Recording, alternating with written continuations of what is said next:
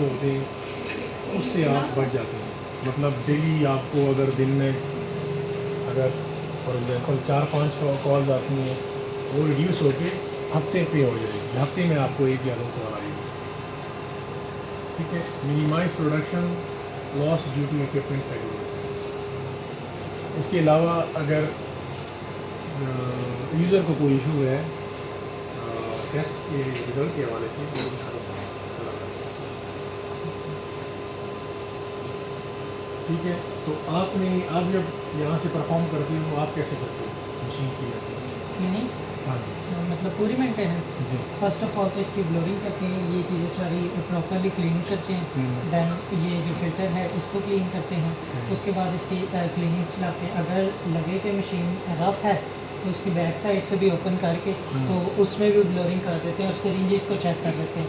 फिर उसके बाद सॉफ्टवेयर में से इसकी सिरिंजेस चेक करते हैं, उसका जो ग्राफ बनते हैं। फिर उनके LP1 पम्प LP2 पम्प की वर्किंग को चेक करते हैं।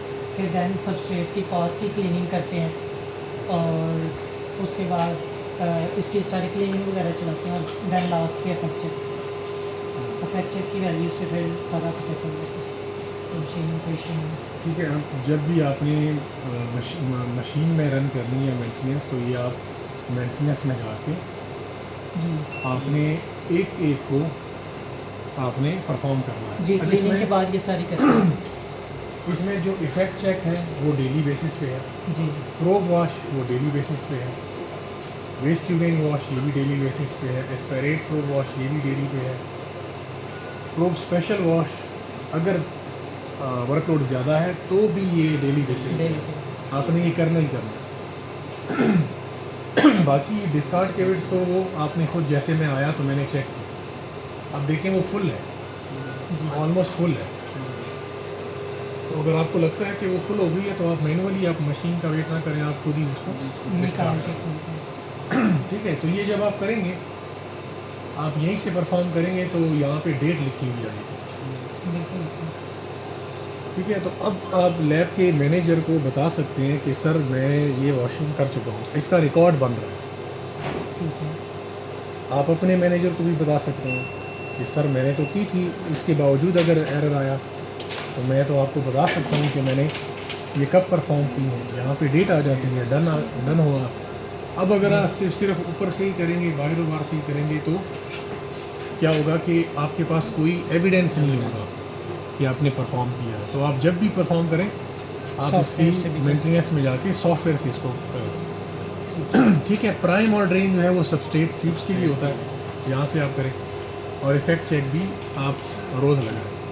अगर इसमें से कोई भी टेस्ट पास हो तो ये अलार्मिंग पोजीशन है, आपने हैंड ओवर नहीं करना मशीन को जब तक ये टेस्ट सारे पास नहीं हो। जब ये पास होंगे, अब आप 100% श्योर हैं कि आपका कंट्रोल, आपका कैलिब्रेटर, आपके टेस्ट ये एकदम ठीक आए। इसमें अगर कोई टेस्ट आपका फेल है, इसका मतलब है आपने मशीन को हैंड ओवर नहीं करना जब तक ये पास ना हो, और उसका रीज़न देखना है कि क्यों ऐसा, क्या वजह हो गई है। ये देखने के लिए आपने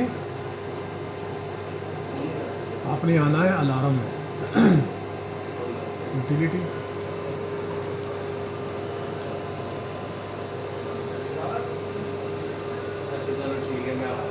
इसमें आप सबके स्टेटस देख सकते हैं जी कि सब ओके है कि नहीं है। ठीक है। हाइड्रो में आप जाए, हाइड्रो में वैक्यूम देख सकते हैं। ठीक है। टेम्परेचर में जाएं, टेम्परेचर ये आप यूज़र को भी बताएं कि यार ये डेली बेसिस पे कम से कम ये चीज़ें चेक कर लें। उसके बाद हाँ, उसके बाद जो है ये लोग रूटीन जो है वो चेक कर सकते हैं। अच्छा, ये अभी सर्विस से लॉगिन नहीं है, अभी सर्विस में ही है, अभी मैंने लॉगिन किया। अच्छा ठीक है।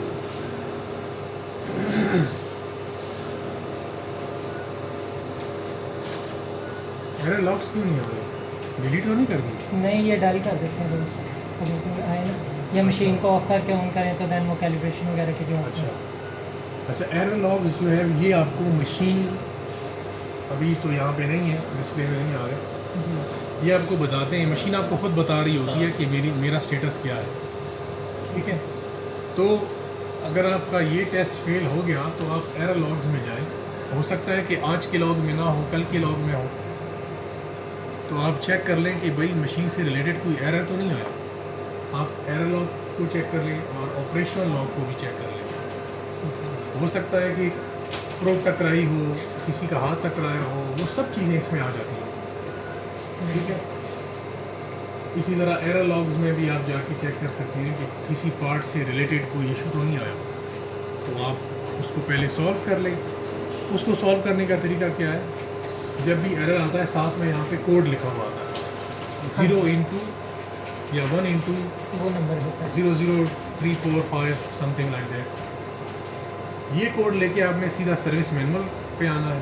जी। वहाँ आपने चेक करना है कि यार इस कोड के अगेंस्ट हमें सर्विस मैनुअल क्या बता। यहाँ पे क्वेश्चन मार्क से भी पता चल जाता है, उस पर हाँ भी जी। क्लिक करें मैनुअल वो भी आपको हेल्प, अगर आपके पास सर्विस मैनुअल नहीं पड़ा जी।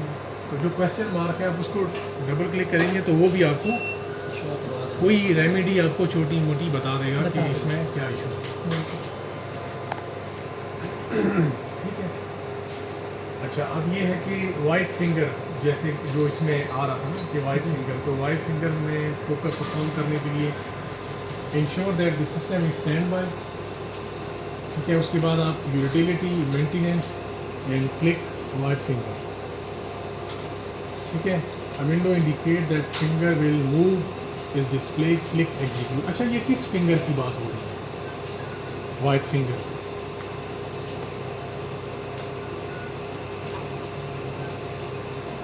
वाइट फिंगर क्या है? ये इसकी ये और इसलिए मैं कहता हूँ कि वाइट करते हैं। किसी भी मशीन के बारे में जानने के लिए या उसके साथ खेलने के लिए, उसकी मेंटेनेंस, उसको ऑपरेट करने के लिए उसके बारे में जानना ज़रूरी है कि वो खुद क्या है, उसके पार्ट के बारे में, उसका नाक क्या है, उसका पैर क्या है, उसका सर क्या है, मतलब तभी आपको पता होगा ना। वाइट फिंगर ये है। ठीक है। ये क्यों, इसको क्यों चेक किया जाता है? ताकि ड्यूरिंग बैच कोई सीरियस इशू ना आए और वो बैच फेल ना हो जाए और वो रिजल्ट ज़ाहिर हो जाए। तो ये चेक किया जाता है कि ये प्रॉपरली काम कर रहा है, इस केबिट को उठाएगा, रखेगा, ये चेक करने के लिए। ठीक है। यूज़ क्लीन गाज, इसकी आप मेंटेनेंस भी कर सकते हैं, इसको आप चेक भी कर लें और उसके बाद इसको देखें मॉइस्चराइज गाज या एथेनॉल के साथ इसको पूरा क्लीन कर लें। इनको हमने वाइप्स दिए हुए होते हैं, जी। वाइप में तो ऑलरेडी डिप्ट होते हैं तो वो यूज़ कर सकते हैं। Close the protected shield of analyser and click it to complete. इस तरह का ये आएगा। ठीक है। आपने एग्जीक्यूट करके इसको परफॉर्म कर देना।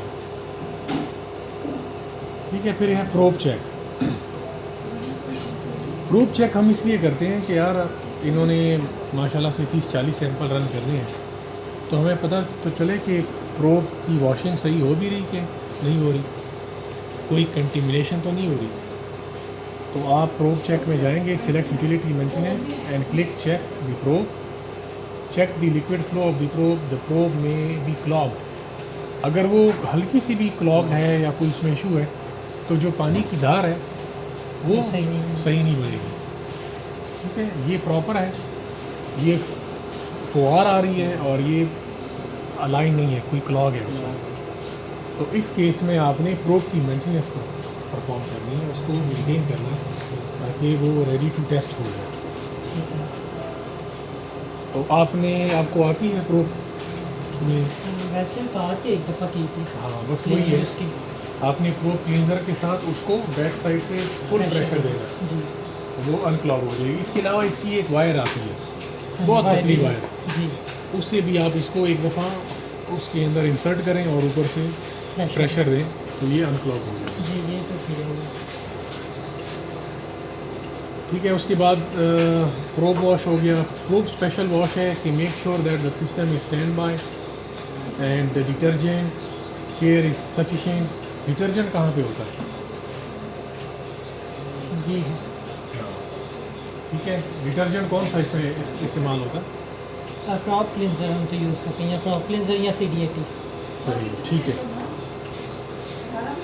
उसके बाद है प्रोब वॉश। तो प्रोब वॉश आपने utility maintenance and click probe special wash ये करने के बाद, ये स्पेशल वॉश इसीलिए होती है कि ये अपने आप को अंदर से और बाहर से ये वॉश हो जाए कम्प्लीटली। तो ये अगर एवरी मॉर्निंग ये हो रहा है तो इसका मतलब है कि मशीन अब ठीक रिज़ल्ट देगी, अच्छे रिज़ल्ट देगी, सेटिस्फाई रिज़ल्ट आएंगे। ठीक है, एस्पिरेट प्रो वॉश है, make sure that the system is in stand by status and detergent care is sufficient, select utility maintenance, click aspirate pro wash. ठीक है, इसमें चेक किया जाता है कि प्रॉपर एस्पिरेशन वो कर रहा है कि नहीं कर रहा है। एक तो हमने वॉशिंग चेक वॉश कर लिया उसको, अब हम उसकी परफॉर्मेंस देख रहे हैं कि प्रो एस्पिरेशन भी कर रहा है या नहीं कर रहा। कहीं ऐसा तो नहीं है कि वो एस्पिरेट नहीं कर रहा और बैच चल रहा है, ठीक है, और बाद में हमें पता चलता है कि यार ये तो इसकी तो ये क्लॉक था या इसकी कोई रिजल्ट ही नहीं रही। ठीक है। उसके बाद है वेस्ट ट्यूबिंग वॉश। तो इसमें भी यही है कि स्टैंड बाय में हो मशीन और फिर मेंटेनेंस में जा